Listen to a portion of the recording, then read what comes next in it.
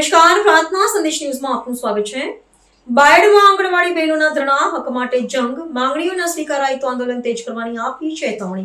ગુજરાત આંગણવાડી કર્મચારી સંગઠન union banner હેઠળ બાયડ તાલુકાની આંગણવાડી કાર્યકર બહેનો તથા તેરાગર બહેનો દ્વારા પોતાના હકો અને માંગણીઓ માટે તાલુકા પંચાયત ખાતે ધરણા પર ઉતર્યા હતા।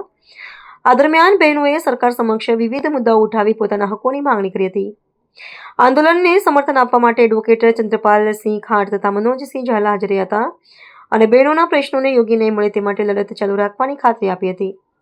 તેમણે જણાવ્યું હતું કે આંગણવાડી કર્મચારીઓ સમાજના મહત્વપૂર્ણ સ્તંભ છે, તેમ છતાં તેમની સમસ્યાઓ લાંબા સમયથી ઉકેલાતી નથી, જે ચિંતાજનક બાબત છે। તેના દરમિયાન બહેનોએ એક સુરે જણાવ્યું હતું કે જો તેમની યોગ્ય માંગણીઓ ઝડપથી સંતોષવામાં નહીં આવે તો આવનારા દિવસોમાં આંદોલન વધુ ઉગ્ર બનાવવામાં આવશે। સાથે જ તેઓએ ચેતવણી આપી હતી કે આ સમગ્ર કાર્યક્રમ દરમિયાન મોટી સંખ્યામાં આંગણવાડી બહેનો ઉપસ્થિત રહી હતી અને શાંતિપૂર્ણ રીતે પોતાના હકો માટે અવાજ ઉઠાવ્યો હતો। રિપોર્ટર દીપક પરમાર, પ્રાર્થના સંદેશ ન્યૂઝ, બાયડ।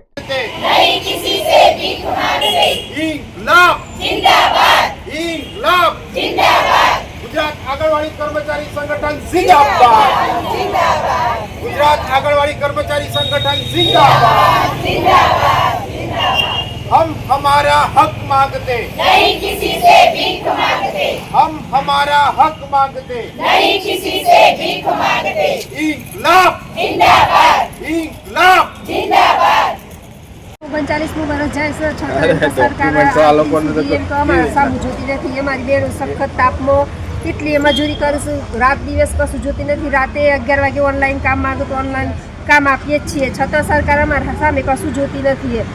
અને આજે મને રનિંગમાં 39મું કરીએ છીએ કે અમારી માગણીઓ સંતોષપૂર્વકનો અમને જવાબ આપો અને અમારી દરેક જે નવી એપ્લિકેશનો આવી છે કે એવીટી, પછી પોષણ સંગમ, SCM, ગૃહ મુલાકાત, THR, આ બધું અમે પર્સનલ મોબાઈલમાં અત્યાર સુધી કર્યું છે અને કરીએ છીએ અને 100% પણ કરીએ છીએ। પણ હવે નવી એવીટી એપ્લિકેશન એક એવી નવી છે તો અમારા જે બાળકો હાજર હોય છતાં પણ ઓછા બતાવે છે, જ્યાં નેટવર્કનો પ્રોબ્લેમ હોય છે, અમે જ્યારે કેન્દ્ર પર જઈએ તો અમે એવીટી એપ ખોલીને બેસી જઈએ છીએ તો રાઉન્ડ જ ફર કરો તો અમારા બાળકોને 3 થી 6 વર્ષના બાળકોને શિક્ષણ અપાતું જ નહીં।